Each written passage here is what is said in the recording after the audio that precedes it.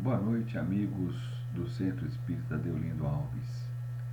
Mais uma vez estamos reunidos com aquele nosso propósito de estudarmos os ensinamentos do Mestre Jesus.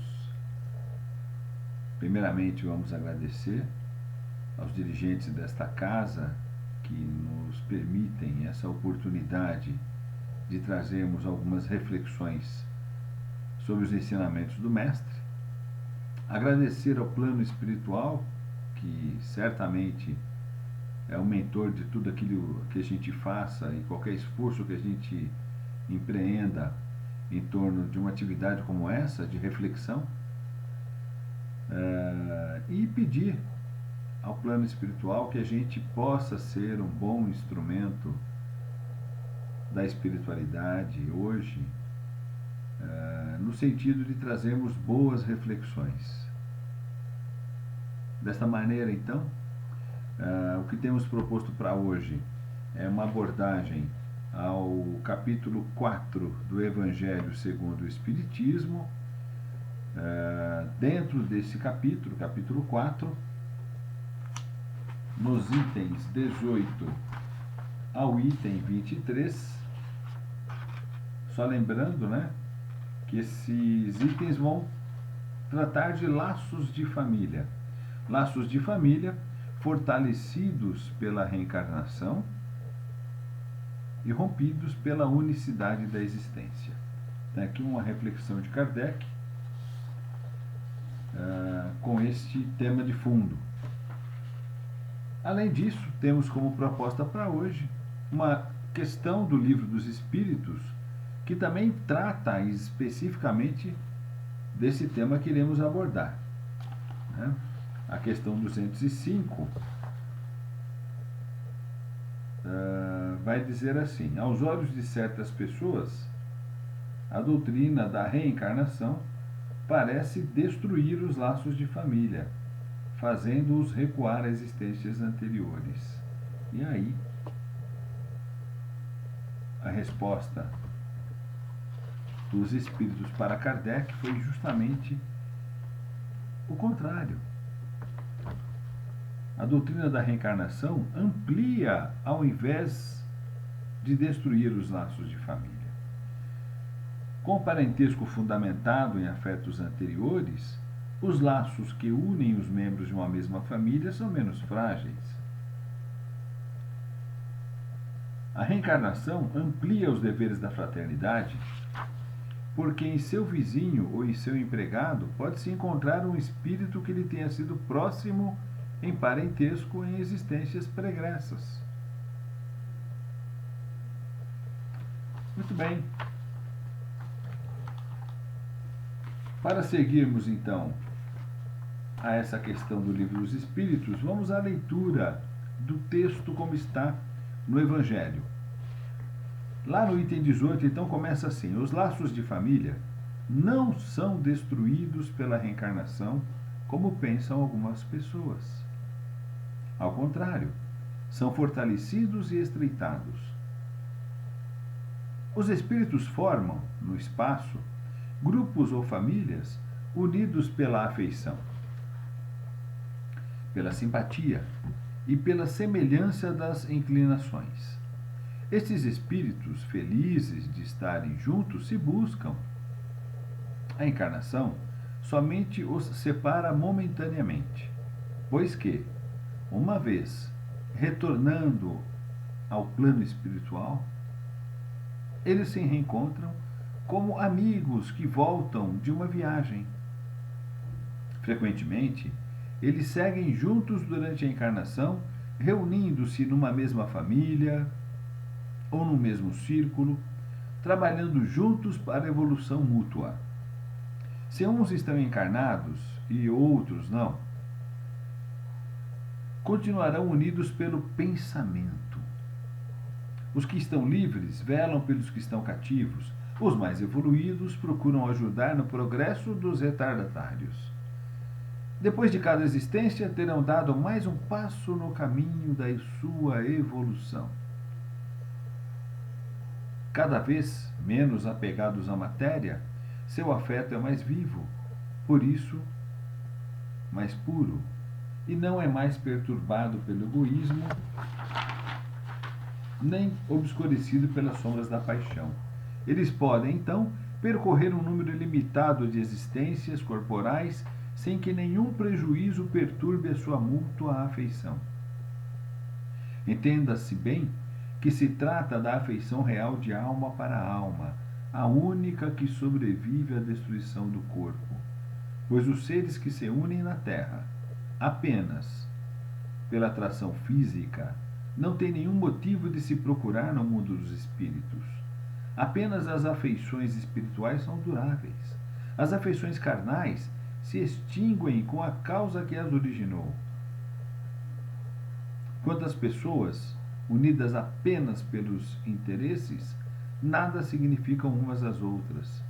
A morte as separa na terra e no céu. Item 19. A união e a afeição existente entre parentes são um indício da simpatia anterior que os aproximou. Por isso, se diz de uma pessoa cujo caráter, gostos e inclinações não tem nenhuma semelhança com as de seus familiares, que ela não pertence à família. Dizendo-se isso, anuncia-se uma grande verdade na qual não se acredita. Deus permite essas encarnações de espíritos antipáticos ou estranhos nas famílias com o duplo objetivo de servir de provas para uns e de meio de evolução para outros. Os maus se aperfeiçoam pouco a pouco em contato com os bons e com os cuidados que deles recebem. Seu caráter se abranda, seus costumes se apuram, as antipatias desaparecem. É assim que se estabelece a fusão entre as diferentes categorias de espíritos, como se faz na Terra entre as raças e os povos. O receio que se tem de aumento indefinido da parentela em consequência da reencarnação é uma crença egoísta, provando que não se possui uma capacidade de amor tão ampla para abranger um grande número de pessoas. Um pai que tem muitos filhos os amaria menos do que se tivesse apenas um? Mas que os egoístas se tranquilizem, pois esse medo não tem fundamento. Mesmo que um homem tenha tido 10 encarnações, não significa que ele encontrará no mundo dos espíritos 10 mães, 10 pais, 10 esposas e um número proporcional de filhos e novos parentes. Ele sempre encontrará os mesmos objetos de sua afeição que lhe estiveram ligados na Terra por diversas maneiras e talvez pelas mesmas maneiras. Vejamos agora as consequências da doutrina que se diz anti-reencarnacionista. Essa doutrina anula necessariamente a preexistência da alma. Se as almas tivessem sido criadas ao mesmo tempo que os corpos, não existiria entre elas nenhum laço anterior. Seriam, pois, completamente estranhas umas às outras. O pai seria estranho ao seu filho, e a união das famílias ficaria assim reduzida unicamente à filiação corporal sem nenhum lastro espiritual. Não há nenhum motivo, portanto, para se glorificar de ter tido por ancestrais este ou aquele personagem ilustre. Com a reencarnação, ancestrais e descendentes podem ser conhecidos, ter vivido juntos, podem se ter amado e mais tarde podem reunir-se de novo para estreitarem os seus laços de simpatia. Isto quanto ao passado. Quanto ao futuro, segundo os dogmas fundamentais que resultam do princípio anti-reencarnacionista, o destino dessas almas está irrevogavelmente fixado depois de uma única existência. A fixação definitiva do destino implica a negação de todo progresso, pois se há algum progresso, não há destino definitivo. Segundo tenham elas bem ou mal vivido, vão imediatamente para a morada dos bem-aventurados ou para o inferno eterno.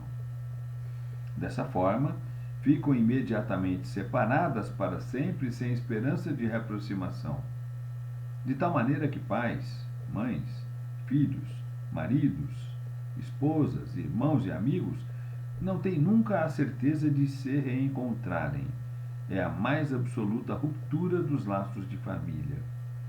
Com a reencarnação e o progresso, que lhe é consequente, todos que se amaram se reencontram na Terra e no espaço, e juntos caminham para Deus. Se há os que fracassam no caminho, retardam a sua evolução e a sua felicidade, mas nem toda a esperança está perdida. Ajudados, encorajados e sustentados por aqueles que os amam, sairão um dia do atoleiro em que caíram. Com a reencarnação, enfim, há perpétua solidariedade entre os encarnados e os desencarnados, do que resulta o estreitamento dos laços de afeição.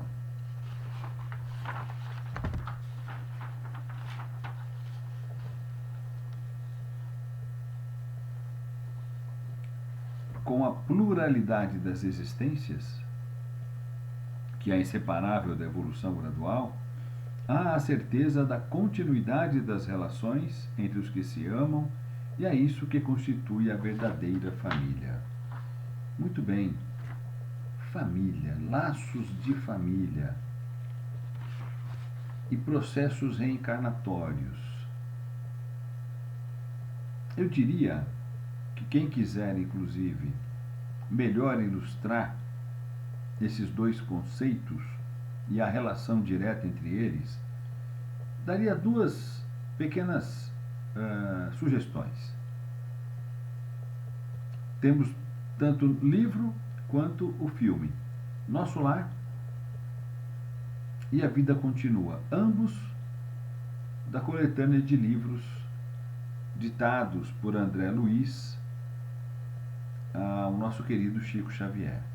Nesses dois livros, portanto, dois filmes, nós vamos ver as questões de reencarnação, laços de família, devidamente exemplificados nos personagens que aparecem nessas duas obras. Muito bem. Também busquei uma referência de conceito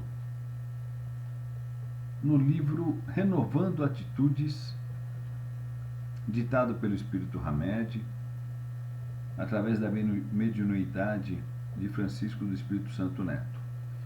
Nesse livro, no item 30, ele vai dizer assim, a formação do grupo familiar tem como finalidade a educação, implicando, porém, outros tantos fatores como amor, atenção, compreensão, coerência e, sobretudo, respeito à individualidade de cada componente do instituto doméstico. Assim, considerando-se os laços de família formados em bases de fidelidade, amor, respeito e dedicação, perdurarão pela eternidade e serão cada vez mais fortalecidos. Os espíritos simpáticos envolvidos nessas uniões usufruem indizível felicidade por estarem juntos, trabalhando para o seu progresso espiritual. Quanto às pessoas unidas pelo único móvel do interesse, elas não estão realmente em nada unidas uma à outra. A morte as separa sobre a terra e no céu, conforme nos certifica literalmente o texto do Evangelho segundo o Espiritismo. Ainda nesse mesmo livro, um outro item chamado Karma e Parentela vai dizer assim: quase sempre afirmamos que a antipatia a certos membros de nossa parentela é decorrente de antigas aversões, oriundas do pretérito distante, quando ocorrências negativas ficaram mal resolvidas em nossa atmosfera kármica. Aquele velho conceito de alguns espíritas dizerem que as nossas dificuldades de hoje são sempre resultantes de algo que fizemos em outras vidas que não lembramos, né? Que é mais fácil a gente transferir as causas das nossas infelicidades de hoje em situações que, vamos dizer, não lembramos. do que sermos honestos, como propõe Santo Agostinho, realizarmos um exame de consciência e percebermos se no dia de hoje já não estamos semeando os espinhos que iremos colher amanhã. Dessa forma, justificamos aversões e incompatibilidades de gênio, transformando o ambiente doméstico em verdadeiro campo de batalha, onde todos têm razão e, ao mesmo tempo, todos se dizem vítimas impotentes do destino. Importante lembrar que, se fomos reunidos aqui agora, é porque este é o nosso melhor tempo, é o melhor momento para solucionarmos comportamentos inconvenientes, posturas de vida intransigentes e para promovermos nossa transformação interior, todos esses fatores imprescindíveis para o crescimento da alma, para a nossa evolução. Não se autorresponsabilizar por feitos e atitudes no presente, inocentando-se e lançando desculpas pelos desatinos do passado, é assumir a condição de injustiçado ou mesmo de vítima. E seria também, como afirmar que a divina providência cometeu para com a nossa existência uma falta, fazendo-nos renascer em ambiente que não corresponde ao nosso desenvolvimento espiritual, o que logicamente é um enorme absurdo. Não são situações de vidas passadas que nos complicam e complicam os nossos relacionamentos afetivos, mas sim a continuidade dos velhos modos de pensar, das crenças incoerentes e da permanência em doentios pontos de vista. Autorresponsabilidade é uma dádiva que nos confere o poder de criar mudanças, pois geralmente preferimos nos desculpar jogando a responsabilidade de nossos atos nos ombros alheios ou nas vidas passadas, tornando-nos vítimas e eximindo-nos de contribuir com nossa parcela para eliminar melindres, ressentimentos e antipatias no seio do próprio lar. Em razão de tudo isso, para que tenhamos relacionamentos felizes no futuro, tomemos nota do lema: o ontem já passou, agora é a melhor ocasião para ter crescimento e renovação. Então vejam, boa parte das nossas aflições,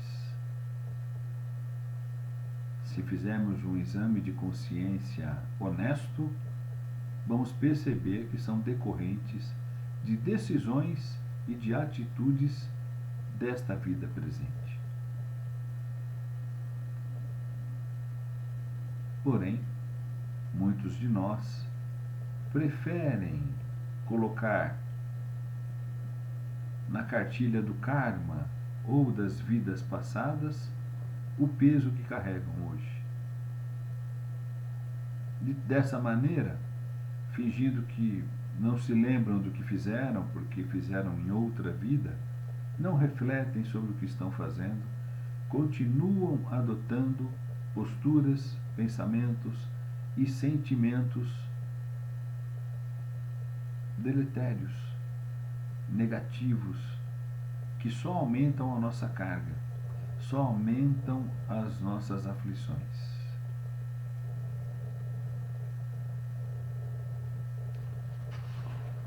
Tem um texto de um espírita chamado Richard Simonetti.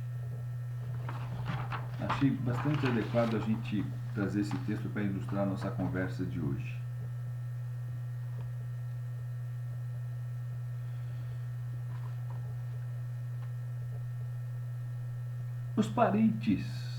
Os parentes pela carne são aqueles que têm o mesmo sangue, pais e filhos, irmãos e irmãs.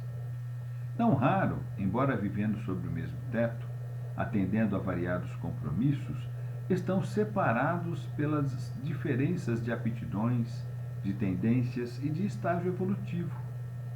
As ligações pela carne podem ser constrangedoras e atritantes, porquanto envolvem pessoas que devem caminhar juntas, mas não entram em acordo quanto aos caminhos ideais.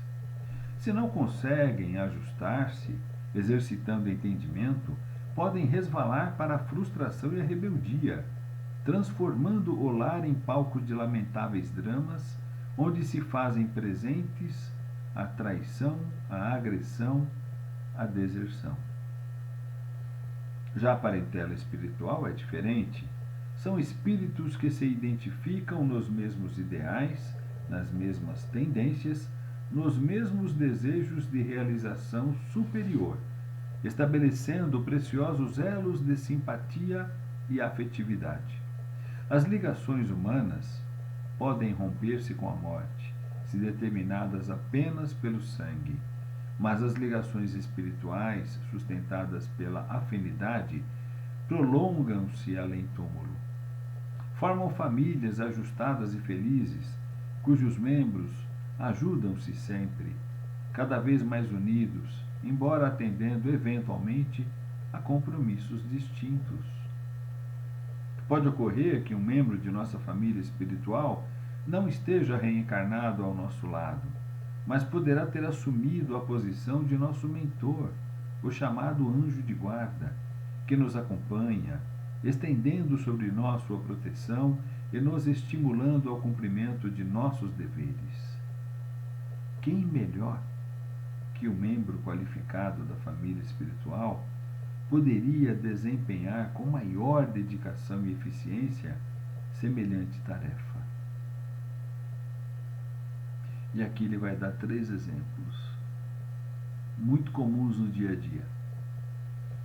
Imagino uma esposa pensando: agora sei por que é tão difícil conviver com aquela besta que se intitula meu marido. Certamente é um inimigo do passado que devo aturar para me ver livre dele um dia.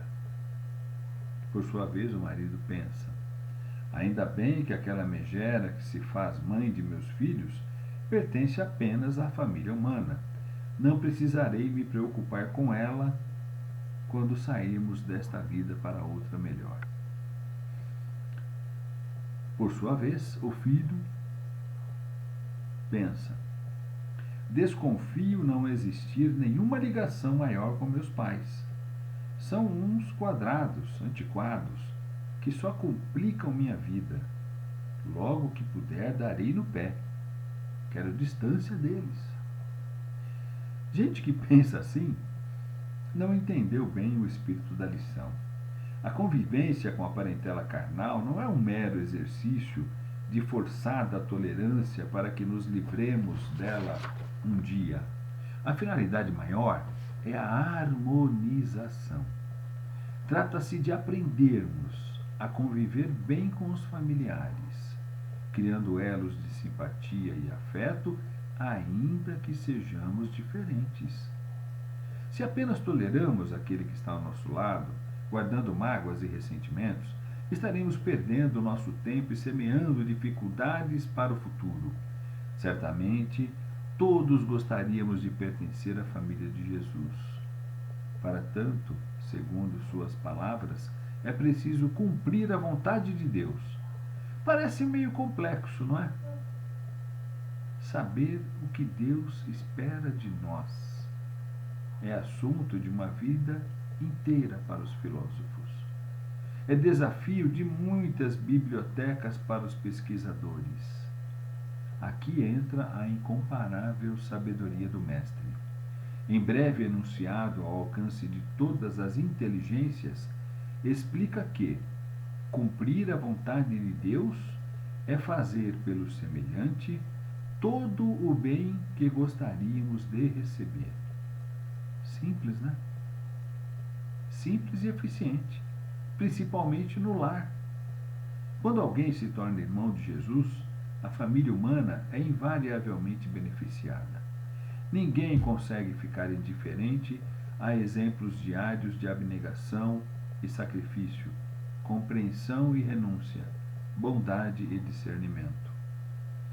Quando, observando o Evangelho, deixamos de ver nos familiares a besta, a megera, o antiquado, e os enxergarmos como a nossa oportunidade de colaborar com Deus na edificação de seus filhos, operam-se prodígios de entendimento em favor da mais gloriosa das realizações: integrar-nos todos na família universal e darmos o cumprimento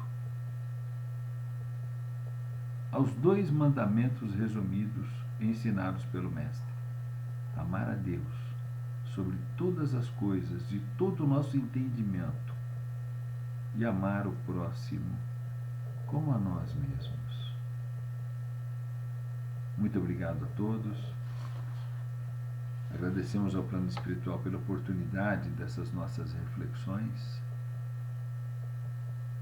Esperamos que todos estejam bem nesse inverno rigoroso que se abateu sobre nós esse ano, mas que todos estejam bem aquecidos, fortalecidos, com a sua fé renovada para mais uma semana. Em nome de Jesus, que assim seja. Graças a Deus. E aquele nosso Namastê.